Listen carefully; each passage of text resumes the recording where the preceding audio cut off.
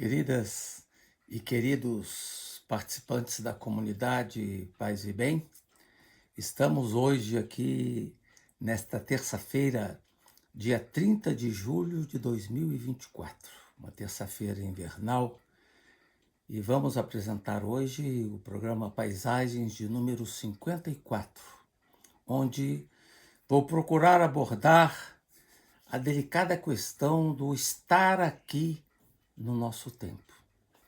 Pretendo abordar essa temática em 2 programas. Esse programa de hoje, uma visão mais geral, e no segundo programa, alguns desdobramentos da minha reflexão. Este tema veio provocado a mim pela leitura deste livro de Henry D. Uma história muito curta da vida na Terra. Um livro que foi publicado no Brasil pela editora Fósforo em 2024. Um livro impressionante e impactante. O autor, Henry D., nasceu em 1962 na Inglaterra. Tem sido, por mais de 3 décadas, um importante escritor e editor da revista científica de referência Nature.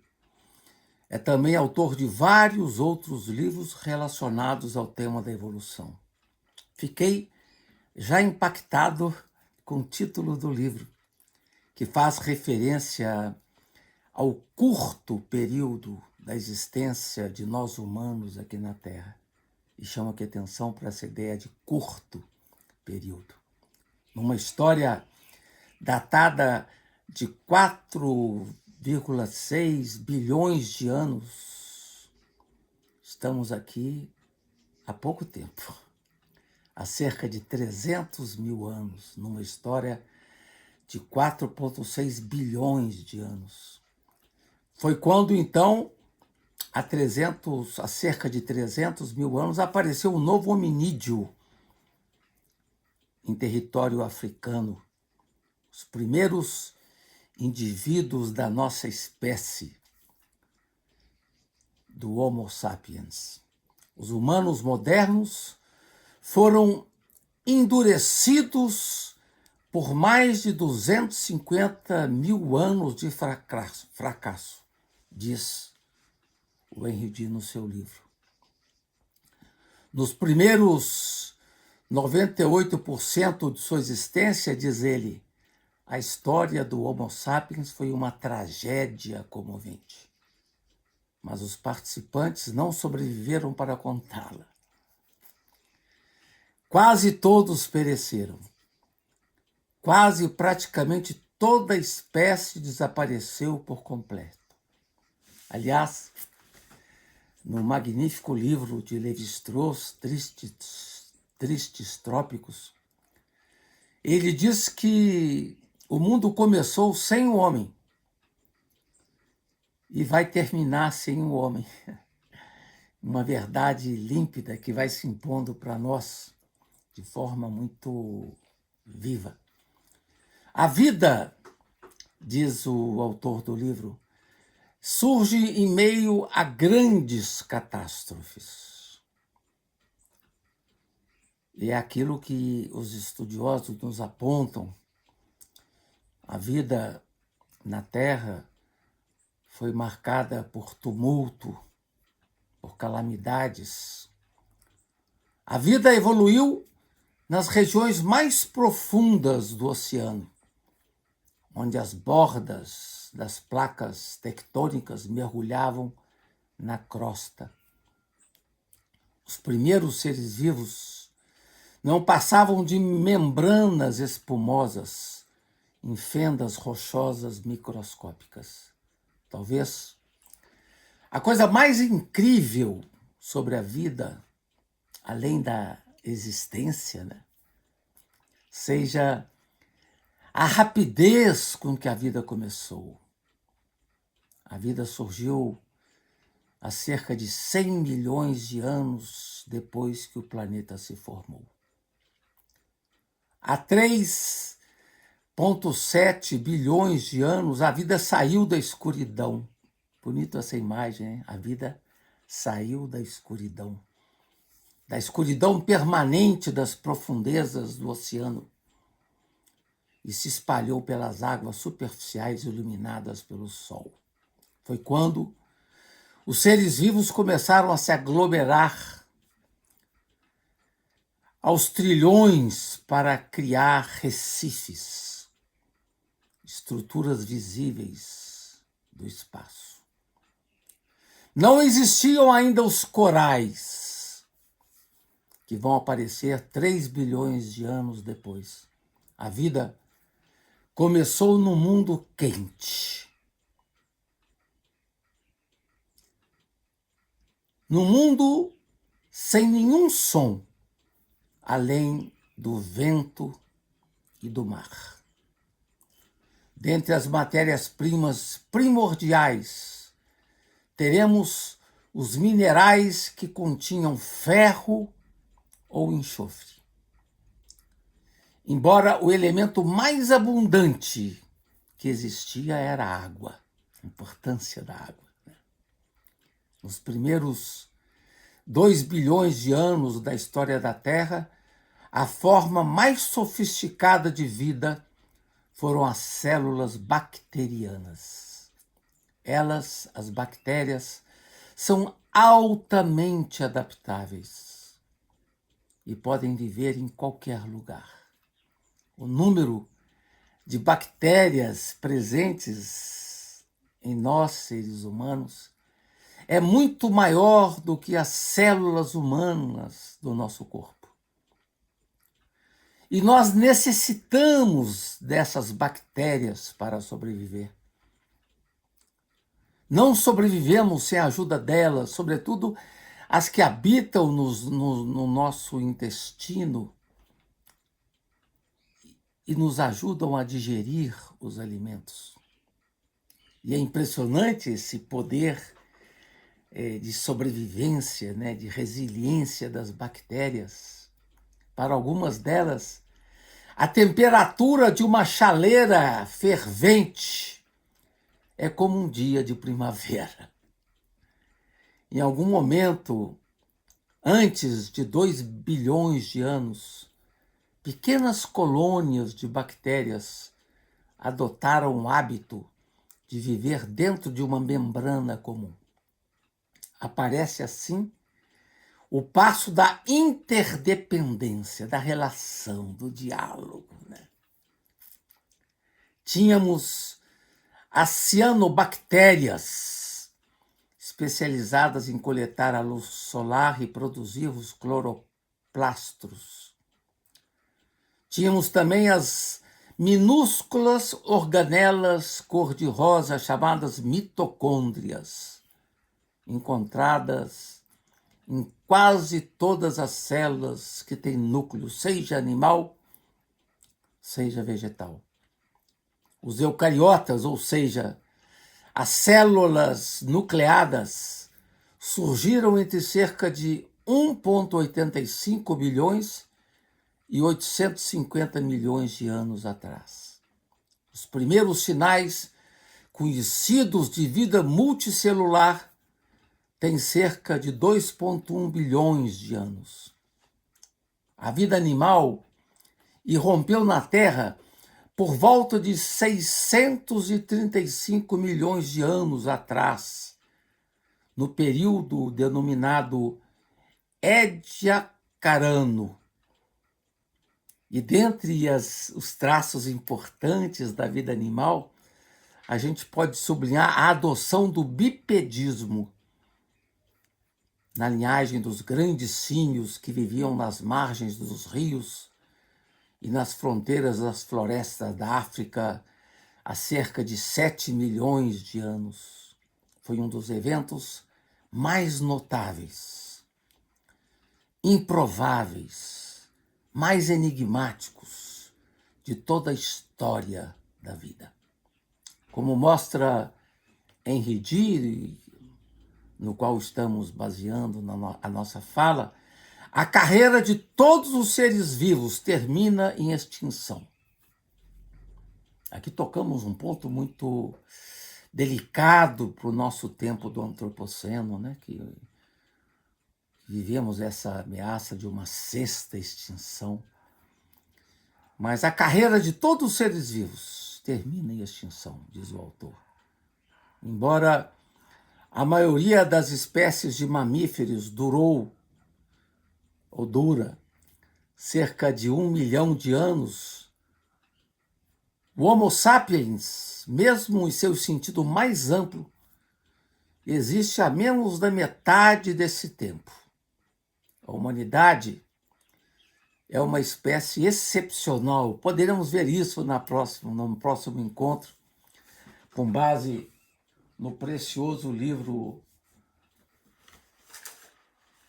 Estou achando ele aqui.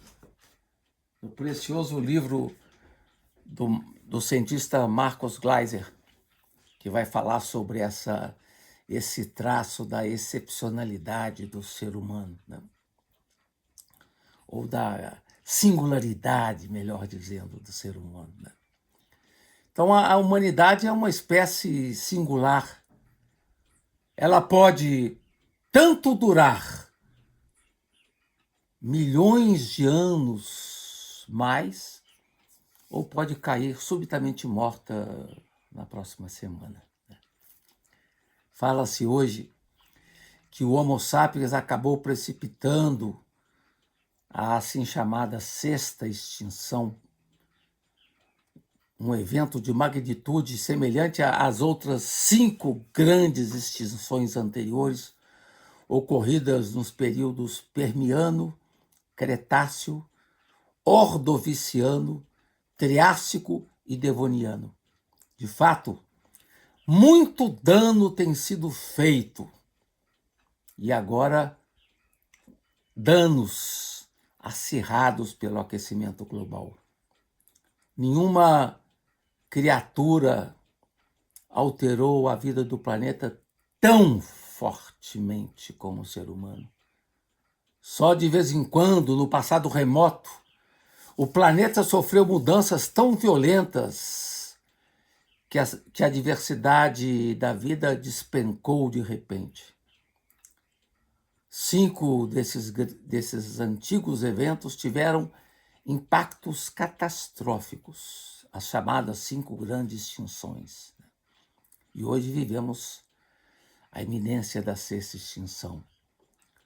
Mas ainda há tempo de evitar a catástrofe, como poderemos ver também na reflexão que faremos na próxima semana, e que também teremos uma reflexão agora na próxima sexta-feira, dia 2 de agosto de 2024, no Paz e Bem, um debate meu com Mauro Lopes, no site do Paz e Bem, falando sobre a crise que essa situação de viver à beira do fim do mundo está provocando em nós, seres humanos, em termos de angústias, depressões. É o tema que eu e Mauro escolhemos para trabalhar na próxima sexta-feira, dia 2 de agosto,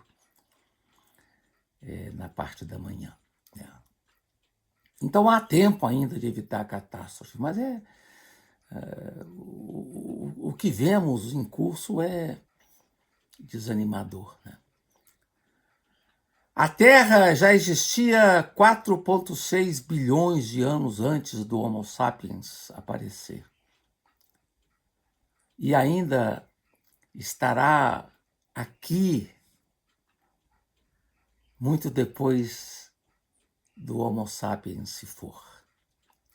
O livro de Débora Danovski e Eduardo Viveiros de Castro, chamado Há Mundo por Vir, Ensaios sobre os Medos e os Fins, que foi publicado em 2004, nos apresenta um horizonte bem sombrio para nós humanos neste tempo do antropoceno, que vem identificado como o tempo da perturbação humana, do impacto humano negativo sobre a Terra. Trata-se de um panorama ameaçador, de uma gravidade tremenda a acompanhar a crise ambiental e civilizacional. O ser humano como uma besta bruta, de pegada violenta.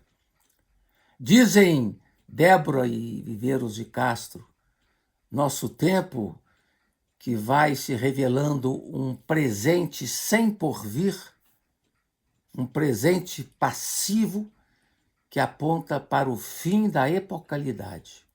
Tudo isso significa uma urgência ainda maior que nos provoca, nós, seres humanos, de criarmos gestos barreira contra esta insanidade, de forma a mitigar os efeitos nefastos que estão por vir. Já estamos saindo da zona de segurança, segundo Débora e Viveiros de Castro, da zona de segurança em 3 processos importantes: a taxa da perda da biodiversidade, a interferência humana no ciclo de nitrogênio e as mudanças climáticas.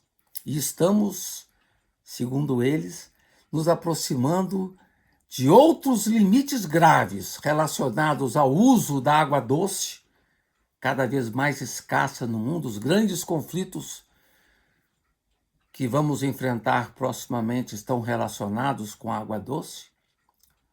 A mudança no uso da terra e também a acidificação dos oceanos. O futuro próximo, na escala de algumas poucas décadas, se torna imprevisível, se não mesmo inimaginável, fora dos quadros da ficção científica.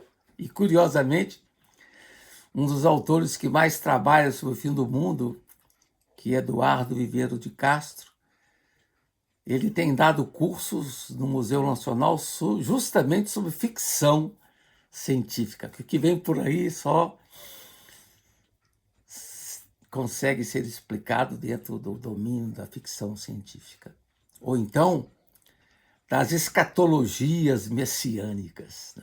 A humanidade vem se revelando tristemente um evento devastador na história do planeta. Há pouco tempo, o nosso cientista brasileiro, Carlos Nobre, especializado nessa questão climática, disse, e aqui eu cito aspas, vivemos no tempo da emergência climática. As alterações climáticas recentes observadas são generalizadas, rápidas e intensificadas, sem precedentes em milhares de anos. Vivemos no período de maior aquecimento em mais de 2.000 anos, no período multissecular mais quente dos últimos 10.000 anos. A última década foi a mais quente já registrada.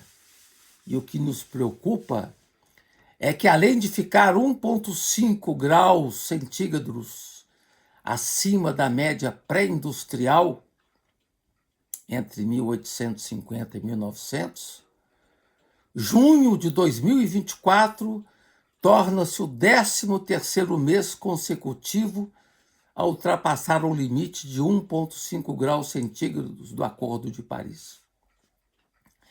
Indicadores climáticos mostram a evolução a longo prazo de diversas variáveis-chave e são utilizados para avaliar as tendências globais e regionais de um clima em mudança. Dados da Agência de Administração Nacional Oceânica e Atmosférica dos Estados Unidos e do Copérnicus, componente de observação da Terra do Programa Espacial da União Europeia, esses institutos nos mostram que a temperatura global do ar de longo prazo já atingiu 1,3 graus centígrados acima dos níveis pré-industriais. Na média dos últimos 5 anos, a temperatura sobre a Terra do Ártico está 3,3 graus centígrados acima dos níveis pré-industriais. A perda de gelo global foi de mais de 8.200 quilômetros quadrados, desde 1976. O manto de gelo da Groenlândia teve uma perda de 5.470 bilhões de toneladas entre 1972 e 2022. A extensão de gelo marinho do Ártico foi reduzida em 2,6 milhões de quilômetros quadrados desde a década de 1980. E o nível médio do mar subiu 10,3 centímetros desde 1993. A temperatura global da superfície do mar aumentou 0,6 graus centígrados desde 1980. E o conteúdo do calor dos oceanos nos 2.000 metros superiores aumentou 0,22 graus centígrados desde 1993. Então esse é o panorama que se nos afigura neste difícil tempo do antropoceno, nesse ano 2024. Com isso, terminamos a nossa primeira parte desse programa, Paisagens, de número 54, dedicado ao tema dos enigmas do estar aqui no nosso tempo. Agradeço a presença de todas e todos que estão me assistindo agora, nesta terça-feira, ou que vão me assistir neste programa que fica gravado no YouTube, né? Agradeço a generosidade, a hospitalidade, a cortesia de vocês estarem aqui me assistindo. Muito obrigado, comunidade Paz e Bem, e até a próxima semana.